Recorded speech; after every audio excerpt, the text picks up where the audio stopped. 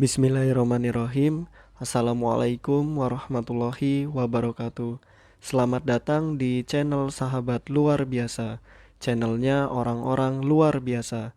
Apa kabar teman-teman? Mudah-mudahan sehat selalu dan selalu dalam rahmat dan lindungan Allah Subhanahu wa taala. Amin ya robbal alamin. Bagi teman-teman yang baru menemukan channel ini, agar tidak ketinggalan informasi yang insya Allah menarik dan bermanfaat, jika berkenan silahkan like, komen, dan bagikan video ini, serta subscribe dan nyalakan tombol notifikasinya. Syukron jazakumullah khairan. Alhamdulillahillazi bini'matihi tatimus solihat. Segala puji hanya milik Allah, yang dengan segala nikmatnya segala kebaikan menjadi sempurna. Salawat serta salam semoga tercurah limpahkan kepada Nabi Muhammad Sallallahu Alaihi Wasallam serta istri-istri beliau, saudara-saudara beliau, tabi'in, tabi'ut tabi'in, dan bagi kita yang insya Allah setia dan istiqomah mengikuti sunnahnya sampai akhir hayat. Amin ya robbal alamin. Rabbi syrohli sodri wa yasirli amri wahlul uqdatam min lisani yafqahu qawli.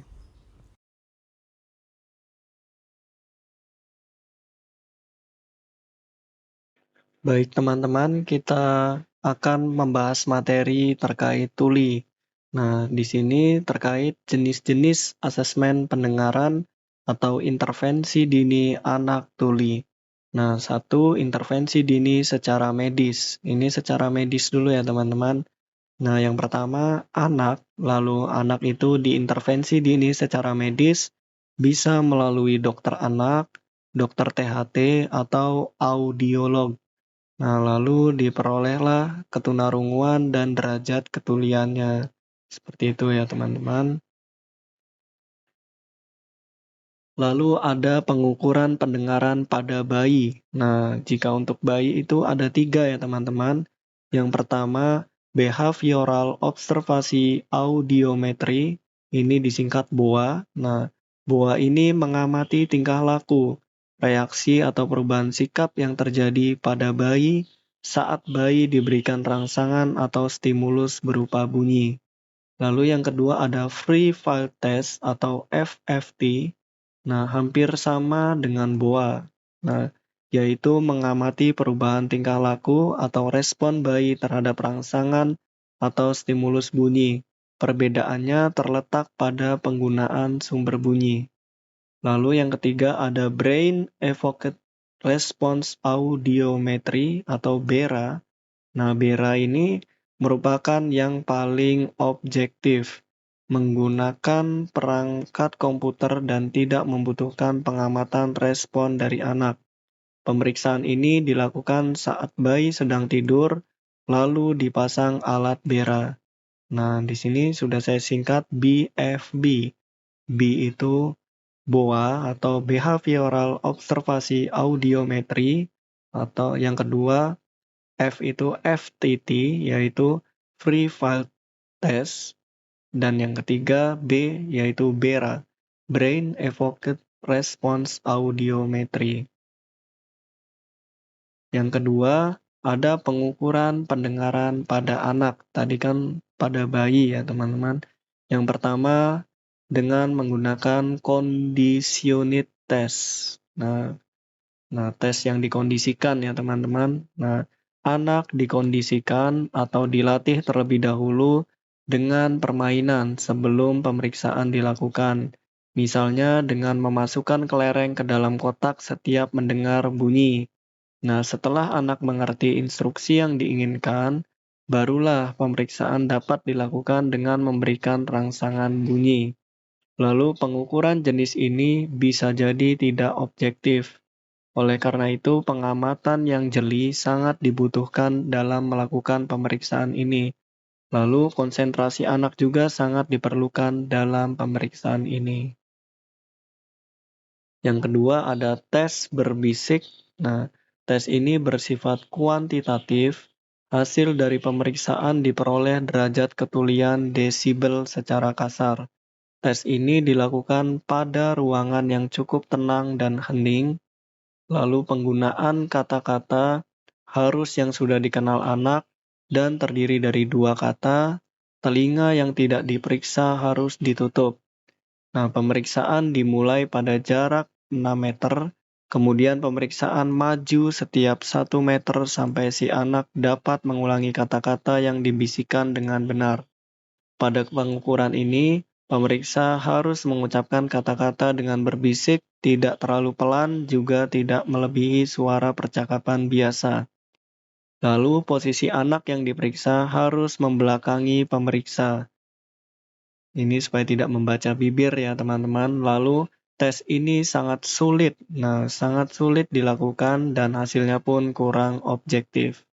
Yang ketiga, bisa menggunakan garpu tala, bukan garpu sendok ya teman-teman. Nah, dengan mencatat reaksi anak terhadap getaran getaran bunyi yang dihasilkan garpu tala. Nah, penggunaan garpu tala ini sudah jarang dilakukan karena banyak kelemahannya seperti kekerasan bunyi dari garpu tala tidak tetap, lalu kekerasan bunyi garpu tala tidak berkurang dengan cepat, hanya dapat diperdengarkan dengan nada saja. Nah, jadi ada 3 ya teman-teman tes pendengaran untuk anak yaitu GTC, garpu tala, tes berbisik, dan conditioned test. Lalu ada intervensi secara prostetik. Nah, prostetik ya teman-teman, yaitu memberikan alat bantu mendengar atau ABM atau ABD ya teman-teman, biasanya alat bantu dengar, tapi di sini ABM, alat bantu mendengar, intinya alat bantu untuk mendengar ya teman-teman, sesuai dengan derajat ketulian anak. Untuk membantu anak dalam pemerolehan bahasa melalui program ABM secara tepat dan benar. Memberikan ABM kepada anak tunarungu sangat penting. Tanpa penggunaan ABM, kondisi anak tunarungu tidak banyak berubah. Nah, seperti itu ya teman-teman, ABM, alat bantu mendengar. Nah, intervensi secara habilitatif. Nah, ini intervensi secara habilitatif. Bentuk intervensi dengan memberikan pengaruh secara edukatif dalam kehidupan seorang anak sejak usia dini dan segera setelah diketahui ketunarunguannya menurut Nugroho tahun 2004. Memberikan pemerolehan bahasa kepada anak melalui pendidikan yang sesuai dengan hambatan yang dialami anak. Di SLBB, anak tunarungu diberikan pembelajaran pemerolehan bahasa, baik melalui percakapan maupun dengan pengajaran wicara. Kemampuan bahasa yang sudah ada pada anak tunarungu ini ditingkatkan kembali dan dikembangkan, sehingga anak tunarungu dapat berkomunikasi secara lisan dengan menggunakan bicara verbal. Nah, seperti itu ya teman-teman. Jadi ada 3 MPH. Nah, M-nya itu apa teman-teman?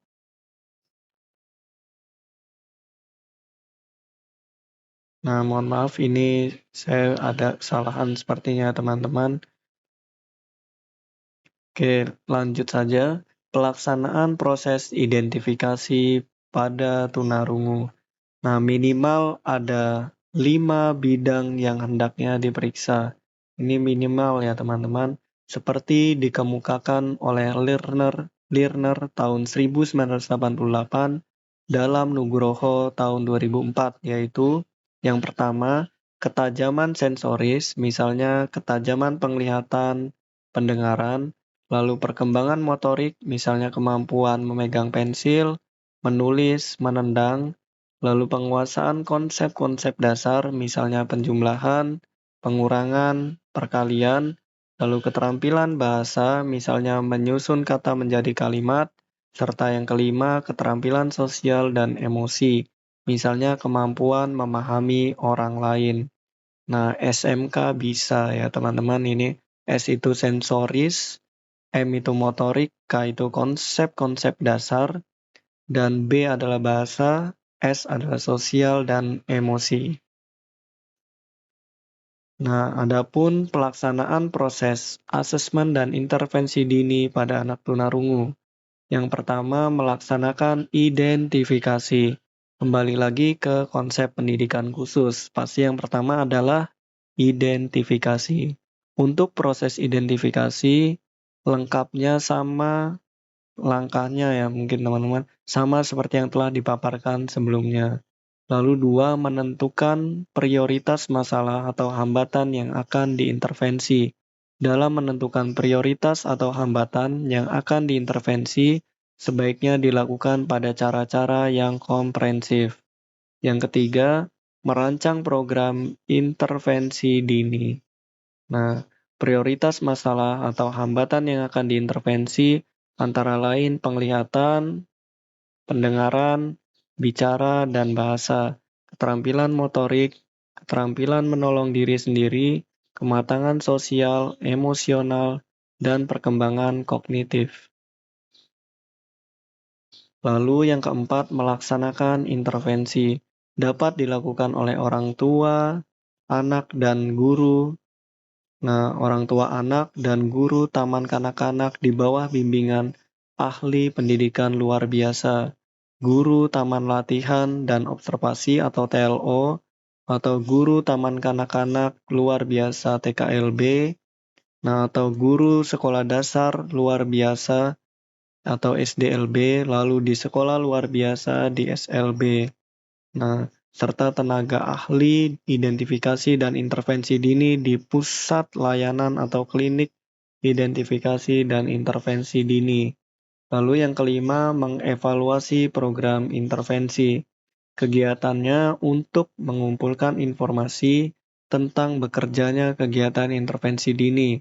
Selanjutnya, informasi tersebut digunakan untuk menentukan alternatif yang tepat dalam mengambil keputusan mengenai keefektifan program intervensi dini yang telah dilaksanakan baik oleh orang tua, guru, maupun tenaga ahli intervensi dini.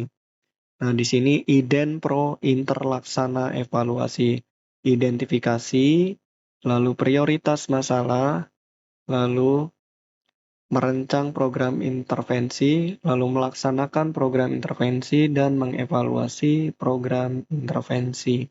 Baik teman-teman, mungkin itu saja yang dapat saya bagikan. Apabila ada kebenaran, pastikan itu datangnya dari Allah Subhanahu wa Ta'ala, dan apabila ada kesalahan, pastikan itu datangnya dari saya. Maka apabila ada kebenaran, mohon doakan kebaikan, dan apabila ada kesalahan, mohon dimaafkan dan diingatkan. Syukron, jazakumullah khairan. Allahumma inni as'aluka ilman nafi'an wa rizqan thayyiban wa amalan mutaqabbalan. Subhanakallahumma wa bihamdika asyhadu an la ilaha illa anta astaghfiruka wa atubu ilaik. Wassalamualaikum warahmatullahi wabarakatuh.